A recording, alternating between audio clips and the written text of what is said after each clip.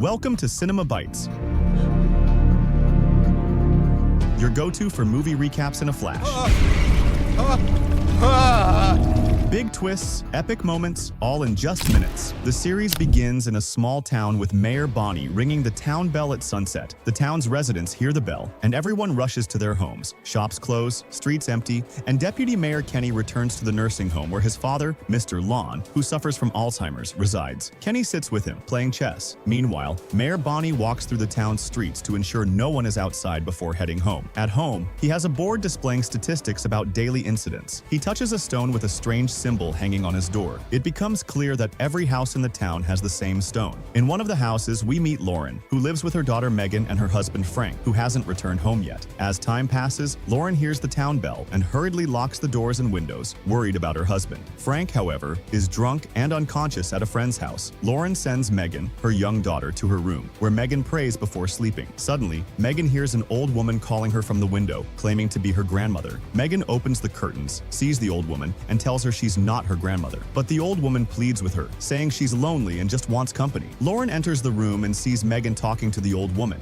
Lauren warns Megan not to open the window, but Megan opens it anyway. Suddenly, the old woman transforms into a terrifying monster and attacks them. On the highway, a family of 4 is traveling in an RV. The father, Matthew, the mother, Tabitha, their older daughter Julia, and their young son Ethan are on a trip together. Matthew feels they are lost and drives all night. The next day, Frank returns home to find a large group of residents and police officers around his house. When the mayor sees him, he grabs him and forces him to see what happened to his wife and daughter. He admonishes Frank for abandoning his family, yelling that a man's duty is to protect his family. Frank breaks down in front of the mutilated bodies of his wife and daughter, who look horrifying. Meanwhile, Matthew encounters a dead end due to a fallen tree and has to turn back. In the town, the mayor visits a well-known house owned by Donna. Donna tells him he's not welcome, but the mayor insists he just wants to talk to his son, Ellis, who works as an artist. Ellis is painting a beautiful girl named Fatima. When Fatima sees the mayor, she hugs him and leaves so the mayor can talk to Ellis alone. It's revealed that the relationship between the mayor and his son is strained. The mayor tries to start a conversation and mentions what happened to Lauren and Megan, but Ellis shows no interest in talking to his father. The mayor leaves, feeling sad and frustrated. The town gathers to bury Lauren and Megan. Meanwhile, Matthew finds himself on an unfamiliar road with no cell phone signal. He enters the strange town, gets out of the RV, and asks Tabitha to lock the doors. He asks the townspeople for directions to the highway, but they are shocked to see new faces and are too frightened to respond. Matthew is confused and keeps asking around until the mayor arrives. The mayor and Kenny see his RV and realize his family is with him. They give him directions to the highway, and Matthew thanks them before driving off. However, he soon realizes he's going in circles and can't leave the town. He encounters a girl named Sarah from the town and asks her for directions, but she gives him a strange look and walks away. Matthew continues to wander until he sees a car swerving ahead of him. He loses control of his RV to avoid it and crashes. When he regains consciousness, he finds his leg injured, his wife unconscious, and Julia unharmed. The driver of the other car, Toby, also realizes he's been going in circles. Toby, slightly injured, gets out of his car and heads toward the town. The mayor finds him on the road and takes him to the clinic. The mayor then rushes to the accident site and finds Toby's friend Jade, who was also in the car and is drunk. The mayor arrests Jade and searches for the RV. Meanwhile, at the clinic, Nurse Sarah tells Toby the accident wasn't his fault. Suddenly, she stabs him in the neck with a screwdriver, killing him. The mayor contacts Christy, who is at Lauren and Megan's funeral with Ellis. Christy asks Ellis to come with her to help his father rescue Matthew's family before sunset. They rush to the accident scene, where Christy sees Ethan with a severe leg injury. She tells the mayor it will take an hour to stitch the wound. The mayor advises Matthew and the others to return to town before dark, but Matthew refuses to leave his family. Tabitha regains consciousness and is fine. The mayor instructs Christy to break the stone and distribute it around the RV, ensuring they stay safe. Christy stays with Ethan until his wound is stitched, while the rest return to town. After an hour, Christy finishes and they hurry back before it gets completely dark. They arrive at a house known as Colony House. The mayor locks the doors and windows and watches the RV from inside. Suddenly, a group of people appears around the RV. The mayor tells everyone in the house to stay quiet, but Ethan has a seizure and makes noise. The group outside starts screaming for help. Matthew tries to open the door, but the mayor stops him, explaining that the people outside aren't real, even if they seem so. Matthew doesn't understand until they realize the group outside Inside includes Ellis, Julia, Tabitha, and Kenny. Another group approaches them, and Julia pleads for help. Kenny warns her and shoots one of them, but nothing happens. Terrified, they keep banging on the door. Donna decides to let them in. Once inside, the mayor ties them up and places each in a separate room to ensure they're real. Fatima goes to talk to Julia, and her strength diminishes. She shows her his drawings to calm her down. The son reveals strange entities in human form, whispering to those inside the house to open the doors, after which they kill them. In the house, Chrissy hears scratching and noises on the walls everywhere, and she becomes very scared. However, the mayor calms her down, telling her not to imagine things. Elsewhere in the house, Donna sits with Tabitha and tells her about the monsters that make them lock the doors and windows. She recounts the day she and her sister arrived in the city and encountered the strange creatures. She explains that they shot at them, but it had no effect, and her sister died that day. She continues, saying she was lucky the mayor found them before sunset. At the clinic, Sarah screams after killing Toby, appearing regretful as if she was forced to do it. She returns home, takes a shower, and her brother Nathan arrives, asking about dinner. Sarah breaks down and tells him she had no other choice. At the clinic, one of the nurses is sitting with Mr. Liu, Kenny's father, who is the deputy mayor. She goes upstairs and finds Toby dead on the bed with a screwdriver in his neck. She is shocked to discover the door open and a group of strange creatures smiling outside. Terrified, the nurse rushes downstairs to where Mr. Liu is and locks the doors. The next day, Kenny goes to check on his father and discovers the doors open. They find the nurse and Mr. Liu brutally murdered, leaving Kenny devastated. He storms out of the clinic, angry, and the mayor tries to calm him down. At Sarah's house, she confesses to her brother that she left the clinic door open because of the whispering voices and that she had no other choice. At Colony House, Julia sits with Ethan and tells him a story, but Ethan is distracted, staring out the window. He sees a young boy waving at him from afar, and he is the only one who can see him. Jade, who was drunk, wakes up and asks the others in the house what happened, not believing a word they say. He leaves the house and wanders the city. The Matthews family decides to rent a house to stay in alone, and the priest takes them to an empty house, which happens to be the same house where Lauren and Megan died. Tabitha learns what happened to them and refuses to stay there. She then notices a strange box outside the house and asks the priest about it. He tells her it's the box used to punish Frank, the father, who abandoned his family and caused their deaths. At the house, Ethan goes outside and meets Victor, one of the city's oldest residents, who behaves very strangely. Ethan talks to him and asks what he's doing. Victor says he wants to see if the tree has moved from its place. Ethan tells him he saw a strange boy smiling and waving at him outside the house and is looking for him. Victor is startled, but before he can respond, Julia interrupts, seeing her brother talking to Victor. She asks him to come inside. Before Victor leaves, he tells Ethan to greet his mysterious friend. Meanwhile, Jade wanders the city, searching for an exit. He finds an underground basement and thinks it might be a secret way out of the city, which no one seems able to leave. Suddenly, he sees mutilated, brutally eaten corpses in front of him. Terrified, he runs away, but remembers that his friend Toby might be behind all the pranks. He returns to Colony House, where everyone gathers outside. The mayor gives the outsiders a choice between staying at Colony House or in the city. The Matthews family chooses the city, except for Julia, who decides to stay at Colony House. Later, Jade mocks them, but Kenny shows him Toby's corpse, shocking Jade and making him realize everything is real. He agrees to live with Kenny and his mother in their house. The Matthews family moves into a new house while Julia stays at Colony House. Before sunset, the townspeople gather in front of Frank's house to punish him by locking him in the box for abandoning his family. The mayor hesitates in his decision, but Frank believes he deserves the punishment, feeling guilty after losing his entire family. Frank enters the box and everyone returns home. Suddenly, Frank sees the creatures outside the box approaching him. He becomes terrified but accepts his fate. The creatures break the box and attack him, killing him. We then flash back to Victor's childhood, recalling the day he came out of the underground basement and found corpses everywhere. And in the future, Julie wakes up in Colony House and sees Victor sitting in front of her, watching her. Afterward, he shows her his drawings, and Julie feels scared of him, unsure how to deal with him. Later, she notices one of the girls living in the same house wearing her shirt, which was in Julie's bag. Julie gets very upset but tries to hide it, allowing the girl to take it. In the city, the mayor goes to the box where Frank was imprisoned and finds it broken. He discovers Frank brutally killed, removes his body to bury it, cleans the area, and rebuilds the box. Later, he buries Frank's body and recounts the story, being accused of causing Frank's death and that the punishment of the box was his idea. They claim he was the one who suggested the stones, which serve as a charm to protect houses from the evil creatures, and that he created the bell system and designed a way to protect the city. They say that without him, the city's residents would all be dead. At the city restaurant, Nurse Sarah works alongside her job and sees Mrs. Lily crying over her deceased husband. Sarah is deeply affected, knowing she is the reason for his death. In Matthew's house, they try to adapt to their new situation. Ethan wakes up and asks for something sweet to eat, so Matthew takes him to the restaurant. Matthew leaves Ethan alone for a moment, and Victor approaches Ethan, drawing him and asking what he is sketching. Victor Victor starts drawing the accident he experienced in his childhood, trying to recall his memories through art. Ethan mentions the moving tree, saying it moves every Wednesday with a noise. Victor then shows Ethan a drawing of a small child and asks if it's the same child he saw at Colony House. It turns out to be the same child. Matthew sees Ethan talking to Victor, confronts him angrily, and tells him to stay away from his son. He takes Ethan home. Meanwhile, Jade returns to the basement he explored with Kenny, but finds no bodies or any signs on the ceiling. He tries to convince Kenny of what he saw, but Kenny dismisses his claims and tells him to report to the mayor's office. At Colony House, Tabitha visits her daughter Julie and asks her to return home with them. Julie becomes upset, accusing them of not wanting to be together and knowing they planned a divorce after her brother Thomas's death. She says she doesn't want to be part of their family anymore. Tabitha returns home heartbroken. At the mayor's office, Jade arrives with Kenny, who sees the city map and tells him that all the people who travel on the city road never leave it. Jade is shocked and cannot believe what is happening, asking for an explanation. But Kenny tells him that trying to understand life here will drive him crazy. Jade gets frustrated and hears strange noises from the radio next to Kenny. He unplugs it, takes it with him, and leaves. At Matthew's house, Tabitha argues with him, showing that their relationship is not good. During this time, Ethan is sitting alone in his room when Victor speaks to him through the glass, asking him to come outside and talk. Ethan sneaks out without his parents noticing. Victor tells him that they need to find the child Ethan saw. Ethan asks why, and Victor responds that the child is chosen. They head into the forest together and arrive at a strange-looking tree. Victor places a ball with a smiling face drawn on it inside the tree. Suddenly, the same ball appears behind them, as if the tree has the ability to transport everything inside it to another place. Victor explains that the tree can transport people, but the destination is unknown. They continue walking in the forest and see the small child Ethan had seen earlier, but he suddenly disappears, and they hear a dog barking in the distance. Suddenly, Victor has a memory of a dog he saw when he was little and tries to remember it. At that time, Matthew and Tabitha discover that Ethan is not at home and they search for him everywhere. They go to the forest, and there they find a dog barking loudly, and they know that Ethan is in danger. They keep searching until they find him with Victor, who is shooting in the air to keep the dogs away from them. Matthew gets tired of Ethan and tells him not to talk to the strange people. They return home and decide to inform the mayor of what Victor did. He says that he will hold a meeting with Victor's supervisor and them. Victor returns home and searches for his drawings to remember the dog he saw in his mind, and tries to arrange his drawings according to the events he is trying to remember from his childhood. After a while, the mayor meets Matthew and Tabitha, and they talk about what Victor did. After that, Kenny comes and asks the mayor to come with him urgently to Tabitha's house and Matthew, with each other, and each one of them apologizes for his fight with the other, and Matthew sold that he did not cross the company. Sarah is in the same restaurant where Matthew and Tabitha are, and suddenly she feels something strange moving in the veins of her hands, and a writing appears on her hands saying, "Kill the child," and Sarah gets dizzy, fall consciousness. At that time, Victor is digging in the ground in front of the Colony House, so Don smiles at what he is doing, and that he scares people in his way, so he tells her that he is preparing for what is coming. At Sarah's house, her brother Nissan finds out what happened to his sister and goes to the hospital for her. There, Christy takes care of her and tells them that she will stay up with her all night. They continue their time together, and suddenly, Sarah asks Christy if she is capable of doing something horrible, but in exchange for saving the people trapped in the city, Christine tells her that if there is something bad she would do in exchange for helping many people, she will do it. In another place, Jade tries. He fixes the radio, and it remains his only hope to communicate with the outside world. And he is the only one who is unable to accept the idea of being locked up in the city, and is surprised that no one around him tries like him or complains about being in a place he is unable to leave, and they surrender, and Sarah comes to visit him at home and plays with him. And Tabitha is sitting with them, and Sarah wants to sit alone with Ethan,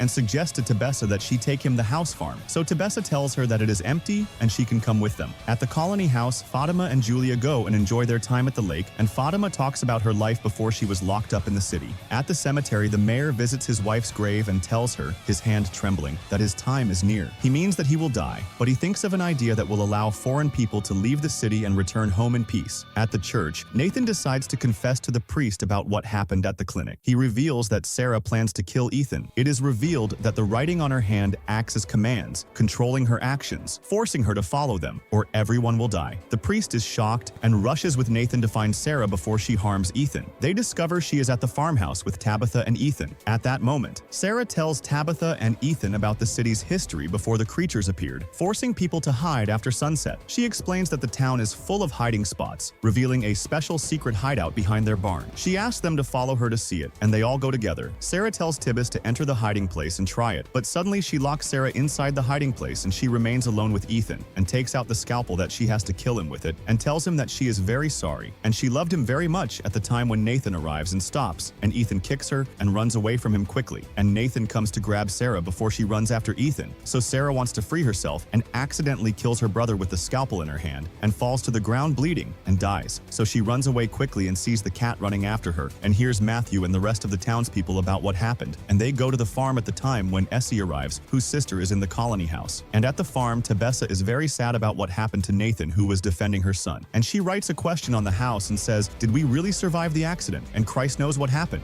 And she feels that her answer to Sarah's strange questions is the reason. And the priest who was running after Sarah returns and tells them that he did not catch her, and Nathan is buried, and the priest tries to calm the townspeople in. At this time, Victor is still digging a grave-shaped hole in front of the house. At the church, Cutie goes to broadcast the story and asks if Sarah will be able to live outside the house until tomorrow without the creatures killing her. Cutie tells her that she will most likely die. After she leaves, he goes down and goes to the ground floor, where he locks Sarah up and ties her to a chair without anyone knowing. Kenny and the mayor continue burying Nissan's body. He takes advantage of what Sarah did to Mr. Lowe and kills the mayor to take the spell stone with them and walk in the forest for the longest possible distance until they find a way out of the city. But Kenny is not convinced by the idea and leaves. At the church, Cutie decides to lock Sarah in the box because of what she did. At Matthew's house, he discovers that the electrical wires are not real because there is no electrical conduction inside the plastic itself. Suddenly, Jade enters Matthew's house with a radio and a large group of luck and asks him to help him. While repairing the radio, they collected things from Jade's car to help them in the repair, but they discover that the car's battery is missing. After they repair the radio, they choose a tall tree to put the radio on and it receives a signal. But it turns out that Jade has a phobia of heights. It will be better that Matthew goes to his place and brings a rope. Suddenly, he sees blood coming down from the tree. He finds it on its branches and a large number of corpses hanging from the tree and bleeding. He sees the same symbol that he saw on the helmet drawn on the wall. Suddenly, he hears the sound of a gun,